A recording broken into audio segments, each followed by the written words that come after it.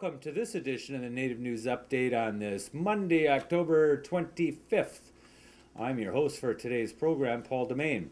Many of the stories read here can also be found at our website at IndianCountryNews.com. So here goes the stories for the day from the Associated Press and other Native news sources. Researchers say Alaskans and Alaska Natives are more likely to develop respiratory illness than anyone else in Alaska. The Tundra Drums reports that Centers for Disease Control and Prevention researcher Rosalind Singleton says rural Alaskans contract respiratory illnesses in part because they live in crowded conditions through harsh winters that leave residents indoors for long stretches of time. Singleton says many rural Alaska homes lack running water, making hand washing difficult. She says wood-burning stoves and smoking indoors contributes to the level of respiratory illness, as do dusty clouds that sweep off our roads. Despite the difficulty and conditions, hospitalization rates for children suffering from respiratory illnesses in the Delta continue to fall. A Navajo Nation court released complaints October 22nd for 4 of the people who have appeared before a judge. They are alleged to have unlawfully taken a combined $53,350 from the tribal government to benefit themselves and their families. Among them is Tribal Vice President Ben Shelley, a former lawmaker who has pled not guilty to fraud, conspiracy, and theft. He faces Lyndon Lovejoy in the race to become the next tribal president, and the allegations could hurt his chances in the election. His running mate, Consul Delegate Rex Lee, also is charged in the probe. Shelley campaign spokesperson Deswood Tome says Shelley and his family are gathering all documents related to the payments so they can show they had legitimate reasons of hardship for why the money was used for.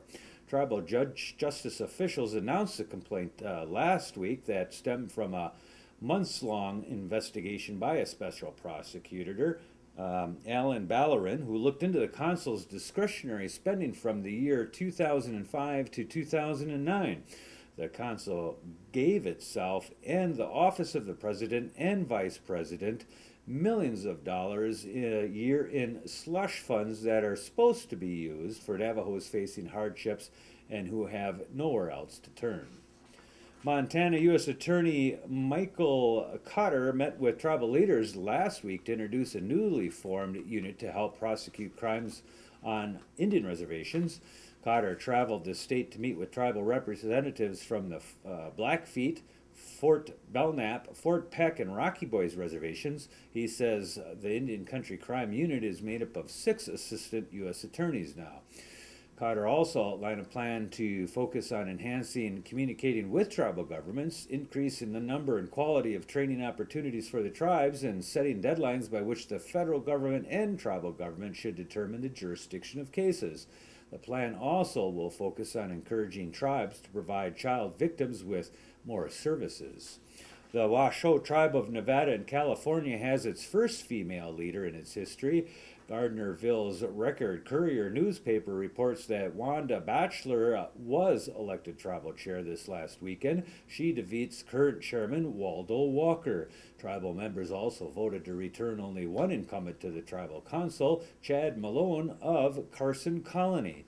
Batchelor, who will take office in December, was elected to the tribal council in the year 2006 as a Stewart representative and had previously served as vice chairwoman of the Stewart colony.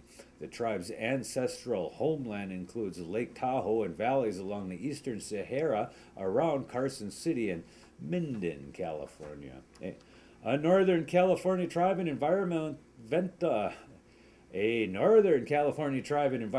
have reached an agreement on a proposed $1 billion casino and resort in Richmond, California. The deal calls on the Guidiville band of Pomo Indians to extend a hiking trail into Richmond, spend at least $43 million on open space acquisitions, and set aside about 180 acres of the planned development site as a parkland. It settles a lawsuit filed by citizens for East Shore Parks and other environmental groups against the project in 2008. The tribe has proposed a Las Vegas-style casino with a 1,100-room hotel, nightclubs, restaurants, a ferry terminal, and housing for the tribe at Point Malate. The project still requires approval from state and federal officials.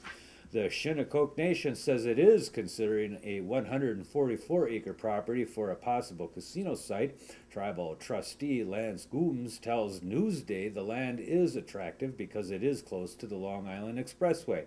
He said it's also much larger than the land around Nassau Coliseum and other properties the tribe has looked at in the past.